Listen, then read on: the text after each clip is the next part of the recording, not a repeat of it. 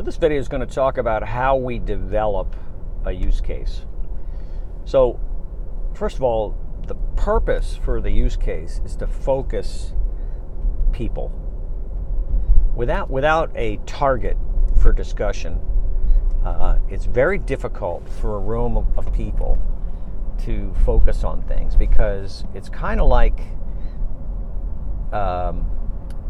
imagine a 4-foot high ball of yarn with like 200 different colors of thread. It's all mixed in. And all the threads inside that ball are all twisted and wrapped around each other. It's a quagmire of stuff, right? So you grab the yellow thread on the surface of the ball and you start pulling it, okay? And what happens is 5 other threads are wrapped around it and start coming out with it, okay? And the reason that happens is because they're all connected. They're all touching each other. They're all wound, around each other. And that's the way it is with complex issues. It doesn't matter if it's disaster management or emotions. You think about a certain person, and then that ties you to an event, which ties you to another person. I mean, that's the way just complex systems work, right? Well, the same thing when you're dealing with a disaster or a cyber security issue like that. You've got to zero in on one thing, and that one thing is typically touching 5 other things, and those 5 other things are touching 5 other things each. And before you know it, you've got 25 goals you're trying to solve. And this is what happens in group dynamics. It takes a lot of energy to put those onto parking lot and stay focused on one. So the whole purpose of a use case is to focus the conversation and drill into the problem and describe a single problem from multiple perspectives. Okay, so I'll give you a case in point. One of the first issues that became a use case was the electric sector. The first thing we do is we pick a sector, okay? And multiple states and sectors got together in 2012, and they all decided, let's work on electric sector first, because we have limited time and resources. Let's focus on electric sector problems. And at that time, John Shaner, Aaron Strickland, Jim Collins, Scott Smith had done a lot of work in the past, before I even got involved with the consortium. And they were having a lot of issues with crossing borders, U.S.-Canadian border, state borders. So one of the first things that happened was kind of a task force was set up, and John Shaner was part of that, and they worked with the U.S. Customs and Border Patrol. They worked with New York state officials, Canadian officials. And what they did was define the problem. The problem was that utilities in America call on utilities in Canada all the time for support. Events, some events require more people, more linemen, more trucks, and they're closer to New York. It's better to bring crews from Canada than it is from Florida or Ohio. And it's all about speed and proximity, and unless it's a really big event, Canadian crews are called on quite often in short order for whether you have a small or a medium or a large type of disaster. So a large disaster is where FEMA declares emergency, several states declare emergencies, and there's people crossing the border.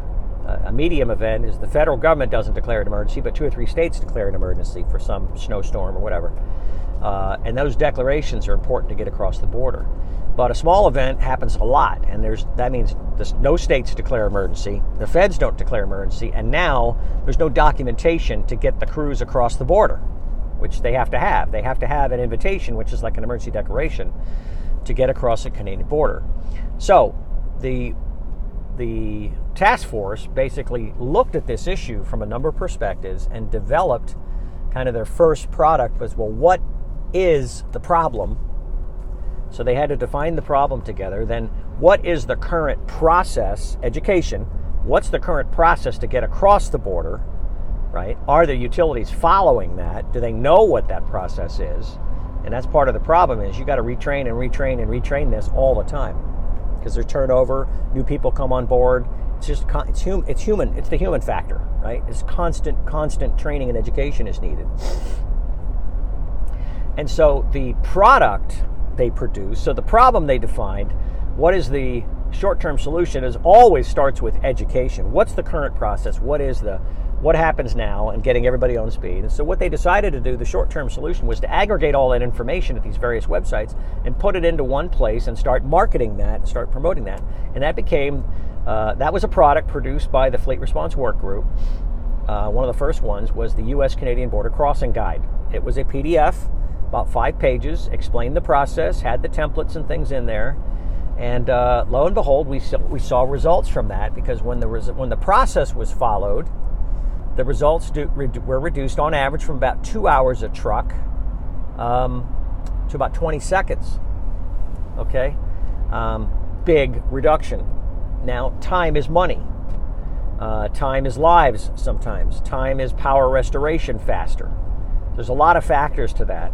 And time is, cost control. You want to be efficient and effective in your response efforts. At least the private sector does. They don't want to waste time or money where they don't have to. So the process, step one, you form a group. You make sure the people in that group have an interest and a benefit from that problem. You do not need people that are theoretical but don't want to produce any results. You do not need, at this juncture, you don't need people that are not operational or can bring something to the table. So whoever's leading that group has to realize, hey, we're coming together to solve the U.S.-Canadian border crossing problem. And then specifically, we're trying to get utility trucks across that border faster in all 3 stages of an event. Okay? So you have to find out what is so the first action is what is the problem. You have to define that. Who are the players involved? FEMA, DHS, Custom Border Patrol, New York State, Massachusetts, Office of CBP. You got to lay out who those players are. Okay, that's the second step. Who are the players? What's the problem? Who are the players? And what's the impact? I think it's really important you talk about the impact from a number of different sector perspectives, right? Because from the electric sector perspective, delays at that border mean delays in starting restoration.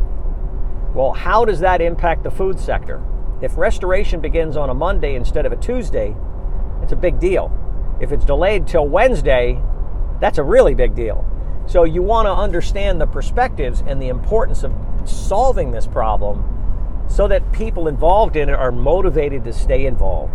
So you've got to build, you can call it a value proposition, what's in it for me, you've got to get multiple perspectives on that because the more perspectives you have, the better fidelity you have on the importance of the issue, right? It raises in priority when you have when that one problem causes 12 impacts, it's more meaningful when that instead of one problem causes one sector impact. Does that make sense? So that's where you go around the table for everybody that's involved and say, hey, how do these delays affect you? How do these delays affect you? How do they affect you? Right? And that's where you want to make sure in the food sector, this problem means we can't open stores. Okay? In the fuel sector, it means in the impacted area, we can't pump gas. You've got to lay this out. In the medical sector, in the water, wastewater sector, right? In the finance sector. Okay? They all are power reliant. But you have to understand that people have to understand that a little delay at the U.S.-Canadian border could have major impacts in Virginia or Florida if there's a big disaster. So everybody's got to see the impacts of the problem. So once you know the people, you've defined the problem, you've defined the players, right? You know the sector. You define the problem, you know the people. Then the second thing is this information sensitive? What's the security level around this? Is this for general knowledge or does this have to be protected because of competitive interests, regulatory, legal, whatever? Okay. You have to assign a security level to that. Okay. Because that determines how you're going to share the information. And it's important to trust building that if people know that this information they're about to share is sensitive, you can tell, okay, we're all going to agree this isn't going to leave this room, okay? So assigning a sensitivity level, security level to this increases the trust in the discussion to develop the problem. So once you have those things, now you can go to the next step, which is defining the short, mid, long-term solution. And sometime, Vince Kuche from PPL brought this up at a recent workshop. You know, sometimes the people that define the problem may not be the people that are creative thinkers to fix the problem. And he's right on the money. It was a great point, Vince. So this is where you need to have people that are creative, and many times they might come from other sectors. I know in the consortium we are blessed to have a bunch of them, but it's usually people not in the sector. It's usually people in state government, local government that have been around a problem and they can help. It can be people from the research community. It can be people from software development. It can be entrepreneurs. It can be consultants. There's a lot of different ways you can source solutions. But the idea is to come up with a short-term solution. What can we do in 90 days? And I'm telling you folks, 9 times out of 10, one of the best short-term solutions is education, is educating people to what is the current process, what is the current status of whatever the issue is. Don't underestimate the power of education, because it is a constant need. People cannot solve a problem until they have the total perspective of the problem. Many of you heard me tell the story about when I was 18, I wanted to go driving in an ice storm for the first time, and my father warned me. I told him I can handle it, and I got in the car. I didn't drive a half a mile. I slid on the ice and hit a telephone pole. So I dragged my butt back, and I came in the door about 20 minutes later, and my father knew exactly. I said, "Dad, I hit a pole," and he looked right at me, and he said, "You know, son, learn." He said, "Remember this." He said, what you had was 100% grasp, total confidence. You knew what you were doing. You had 100% grasp on 7% of the problem. Meaning, you didn't understand the total picture, right?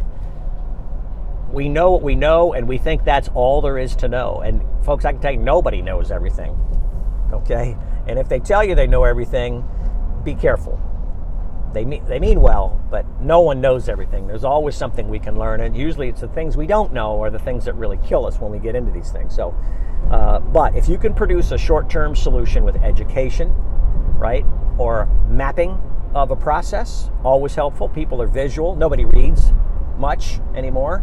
So if you have a map, if you have a video that you can record to explain the problem, if you have a PowerPoint slide, you can video that with a narration. There's a lot of ways to do this. But at the end of the day, you got to educate people on a lot of things. What is the problem? Right? Who are the people? What's the data? What's the security needed? Okay, so what we had to do was create an education. Who are the people involved and what's the current process? So several of the guys worked together and pulled the forms together. And then the consortium found a resource to basically bring that together in a PDF file. And we created a video, a webinar. We recorded it and we put it up on YouTube. And so we had our first kind of educational process. So anyway, that's the short-term win. What other short-term wins? You can create a directory of people, contact information. That's another all the time changing thing. There's lots of things you can do short-term. So in our case, our short-term was to collect the process, create a PDF file, do a webinar, and walk through the PDF and explain it to people. And make that education available to anybody interested in the problem. Okay? Now, since that time, there's been 3 or 4 revisions of that product. So we've moved now to the midterm. How do we make that product better? Midterm solutions are typically going to take a year after you do the short term. Okay? If you don't produce a short-term solution, you're going to lose that task force. They're going to lose interest because they're all busy. Remember, most of these people have full-time jobs, so you got to work on borrowed slivers of time. Okay? And people will do that, and they'll be glad to support that as long as they see a result from their time. If you just consume time and don't produce a result that's satisfactory to them, they're going to opt out just like your wife or kids would, like you would, like people do for anything, right? If they don't see results, why am I doing this? So that's why you need these short-term results. It's so important, and you stay focused on the results, not the problem. You don't meander around the problem. You get into it and be fearless about it. Just come up with crazy ideas on how to fix it, okay? Because every now and then you're going to hit on one that works great. So there's no limit to the ideas for short-term solutions, okay? And then you look at the midterm. What are the midterm solutions? What are the long-term solutions? Okay? So that's how you organize around a use case and how you can move forward into it. And by the way, one last thing, use cases are never done. They're always improving. They're always getting better. You have new people come in. They might have a better approach, a different approach, a faster approach.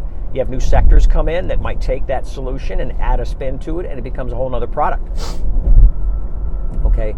The idea is you want to create a flexible but focused environment to produce a result, right? So those are the three things. Those are the processes we use as we start up, as we start working a use case. That's our process. So let me summarize. Pick your sector. Pick your problem. You might have 12 problems. Pick one. Let the federated agreement work. So let everybody who's involved in that sector say, okay, we're going to focus on problem 3 first. Okay, you got 12. We're going to focus on number 3. So that's it. You got to focus on the problem. Next, you need a group of people, no more than 5 or 6. You can't work problems with 30 to 40 people in the room. You got to get a small group of people to start. You got to name the problem. You have to articulate the problem.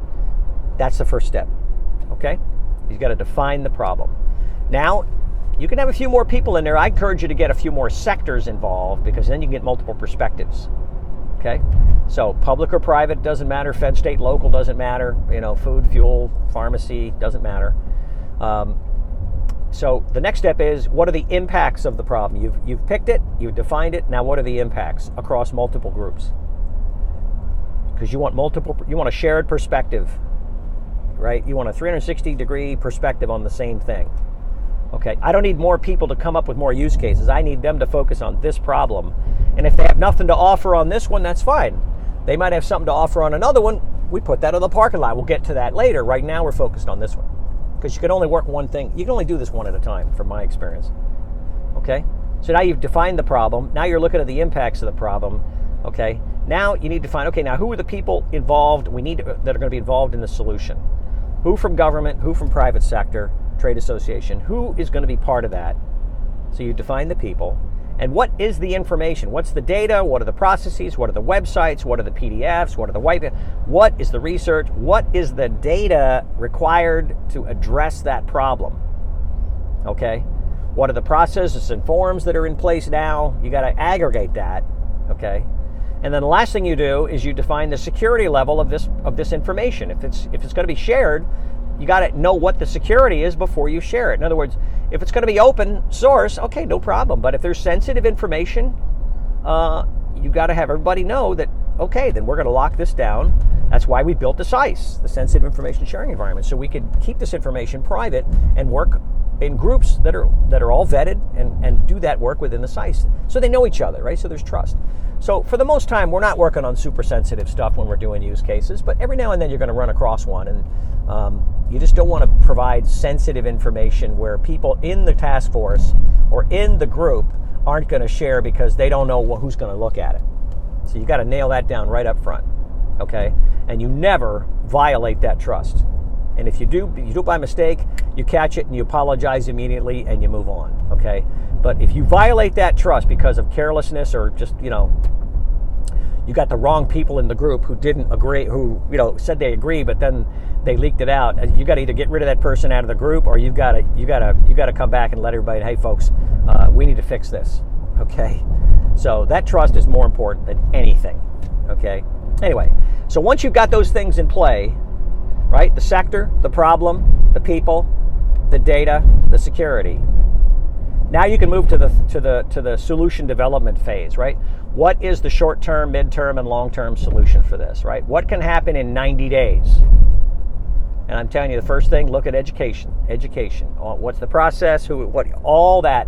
Education is the first one, and record that. Do webinars and record them, because now you have it memorialized. Okay, we did not do that up front, and we got 6 people fired up and educated, but that's it. It went nowhere. So now we have a library of these things that are going to be there perpetually so that we can educate new people to go to this and watch this video. Okay? If you want to learn about the U.S.-Canadian border crossing, go here. Okay, you follow? So you want to memorialize as much as you can, as a recording or a posted document, whatever.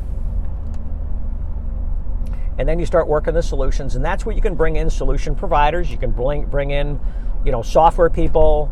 You can start putting it out to a call. Hey, we're looking for solutions that can help us get trucks across the U.S.-Canadian border faster. Okay. Hey, we're looking for people that can help us do this faster. And you'd be amazed what you can come up with. But many times the people that define the problem are not the ones that come up with the solutions all the time. So don't expect everybody to do everything. But again, if you open up the aperture for the solutions, you're going to find some pretty quick processes. Okay, and then you moved quickly to a result. So I'll give you another story very quickly. We had the second issue we worked at was reducing tolls at reducing delays at way stations. During Sandy, we had long lines of tractor trailer trucks stopped at toll booths all over New Jersey because it was just a mess. So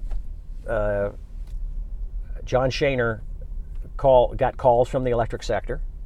John called me, and I said, the first thing we do is go right to the source. So we got on the phone with some of our board members, got on the phone with a gal from New Jersey Toll Administration. I said, we got tolls, they're jammed up, and we need a solution right now. What can you do to help us? And she was so funny. I wish I could remember her name, but she said, okay, here's what you do. You tell everybody to use the right-hand lane, the farthest lane on the right side where there's a person. You give them a letterhead or a business card or the name and address of the company. Okay, we count the trucks, and you move on, and we'll send you the bill later. Just like that. Okay, I wrote it up, sent it to her. She approved it, sent it to John. Everybody approved it, and boom, that thing was out. In 4 hours, that email went out across the land. And it was the funniest thing. 4 days later, we saw on the highway signs, process for commercial vehicles, use far right lane. It's the funniest thing. Why? Because we got it from an authoritative source, the New Jersey Toll Authority, right?